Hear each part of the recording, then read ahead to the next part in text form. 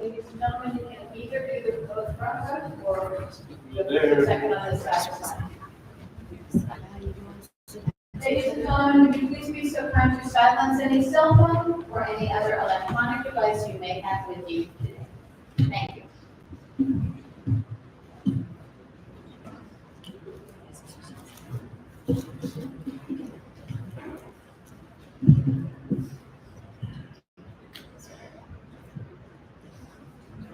Good morning. I'm Rabbi Leah Bass from the Jewish Institute for Lifelong Learning and Innovation.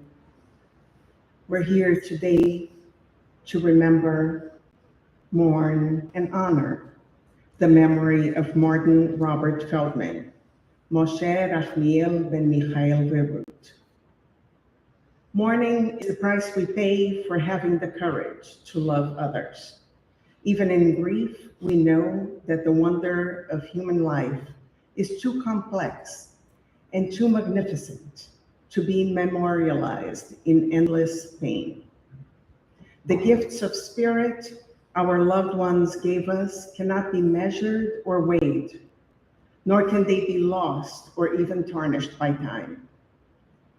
Even in our darkest hours, we know that some of their light and their warmth will always be with us, bringing comfort, courage, and in the fullness of time, healing and peace. We remember Martin Robert Feldman and join our hearts together to give comfort and strength to his family. Mourning is a time filled with many emotions and memories, both bitter and sweet. We begin our service with the recitation of psalms and prayers, thus linking Marty's life with the millennia-old tradition of the people of Israel and the eternity of God.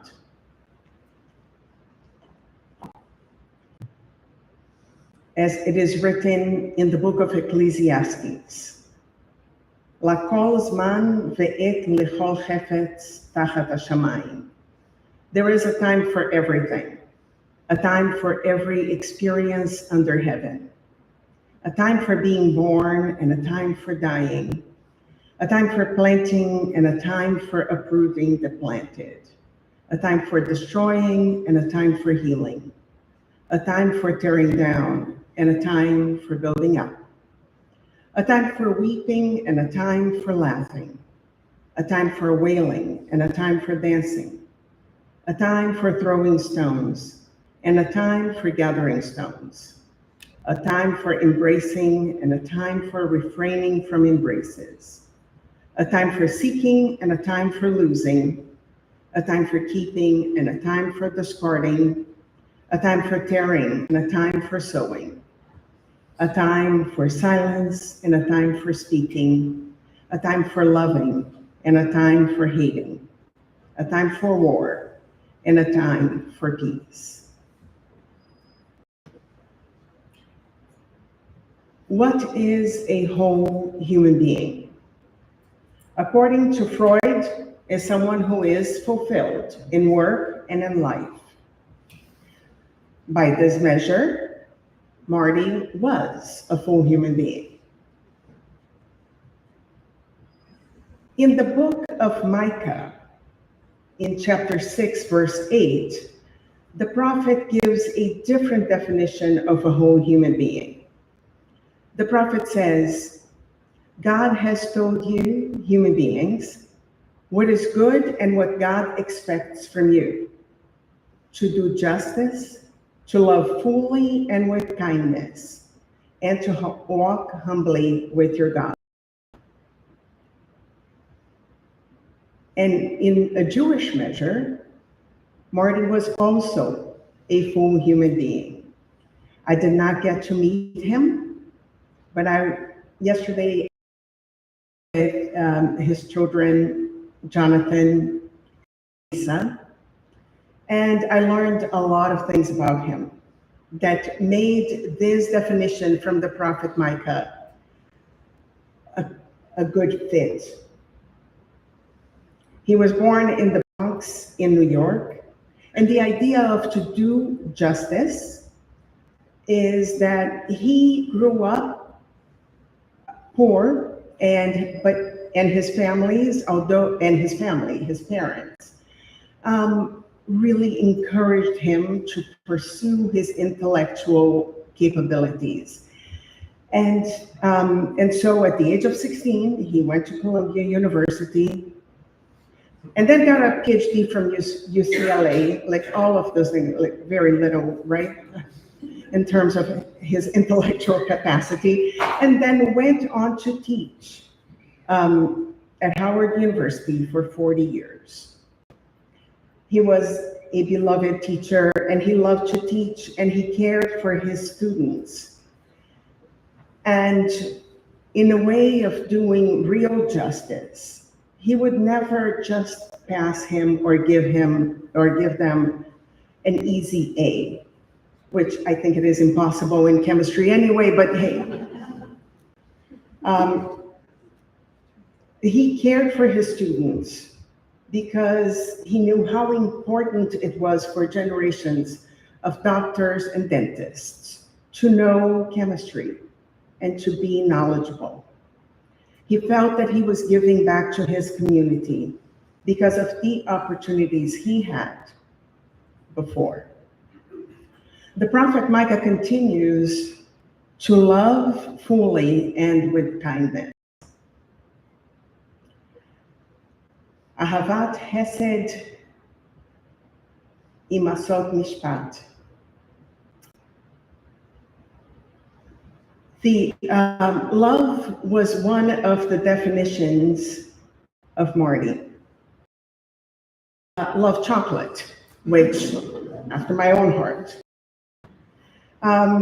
He loved chocolate so much that he brought chocolate to the lecture hall, and according to the season. So if you had, depending on the time of the year, it would be a Snickers bar to a lecture hall to all his students, because after all, everybody needs chocolate.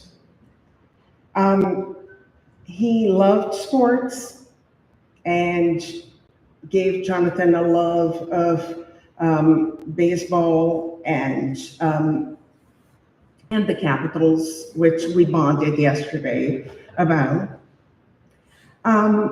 He loved his children and grandchildren and everyone who came in his life, his whole family, and the family that he made with in generations and generations of teaching at Howard. Sometimes he taught 3 generations of the same family. And he loved the arts as he, when he retired, he started doing sculpture, which Rita was also involved in, and both worked hard on creating beauty, and he chose this form of expression as a way of doing social commentary, but also as a way of balancing his capabilities. He was colorblind, and because of that, he chose not to do painting, and then sculpture it was. And then the last part of what the prophet Micah said is that we are supposed to walk humbly with our God. To walk humbly with our God, we have a strong bond with our, was what Dr. Feldman had. A strong consciousness about social issues, about people, and being clear that that caring for community and caring for the world in which we live in is extremely important, and it's fundamental to live a full life.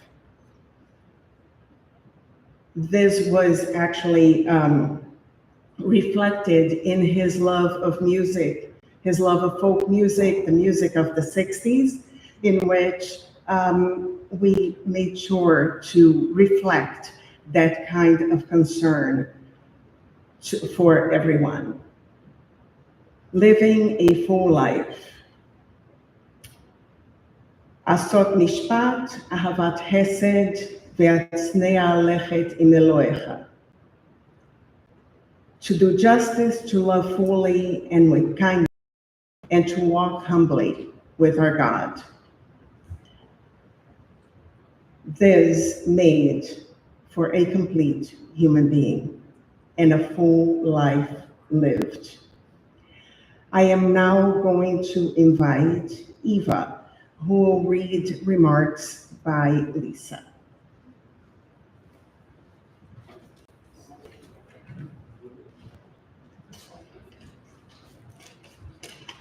Thank you.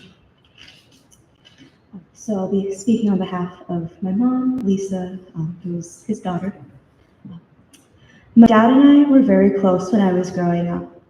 When I was little, he made stop-motion movies, splicing the films together and showing them on a screen in our living room with a projector. He used my easel and alphabet magnets to make his titles and captions. I remember once he took footage of me feeding ducks on a pond, and it became his first French film, Le Canard. We made a lot of movies together. He was excited to share his love of science, and he ordered special projects that arrived by mail each month called Things of Science. We did the experiments together in the kitchen. I remember making crystals and turning red cabbage to green and back. I remember how excited he was to do the experiments with me.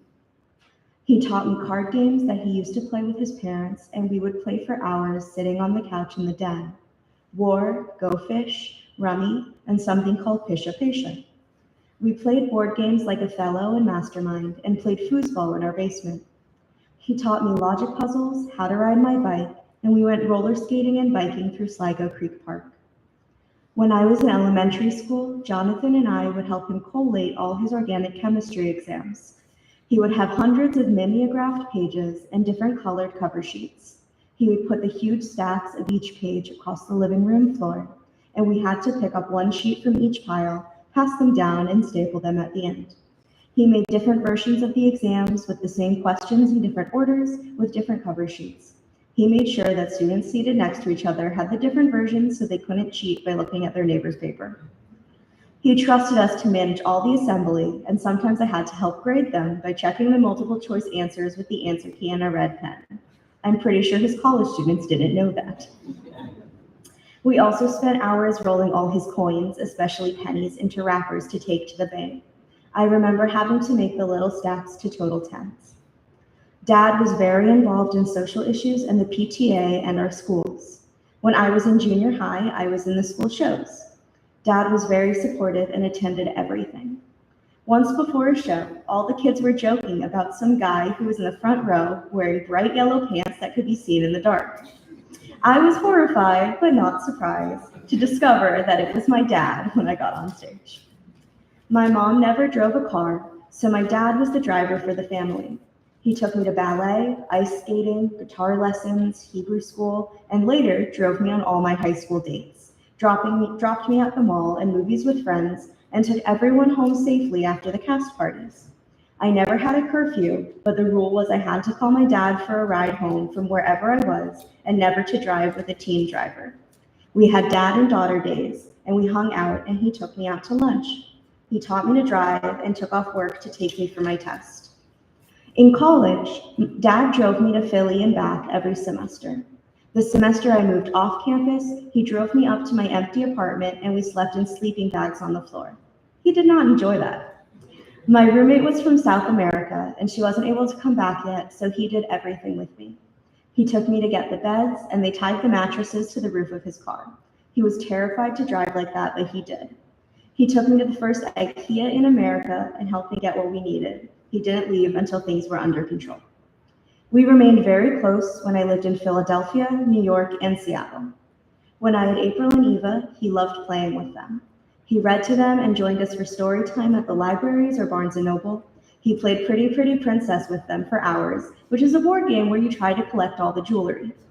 Many times he went home forgetting he was still wearing dangling plastic earrings or a crown. He did crafts with them and constructed things. He was very proud of his children and all of his granddaughters for being so smart, as well as creative, funny, beautiful, talented, and kind. He loved his nieces and nephews. I remember when Anne was little, he allowed her to style his long hair over and over and fill it with barrettes.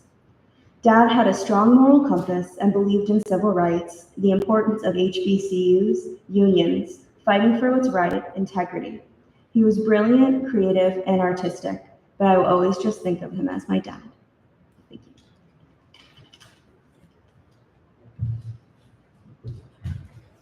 you. Thank you. I am going to invite Abby to say a few words.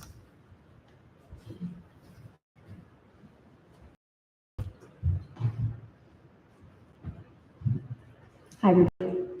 I'm Abby. My grandfather lived many lives. From his childhood in the Bronx in New York City, where he would play with friends, to going to school at Bronx Science,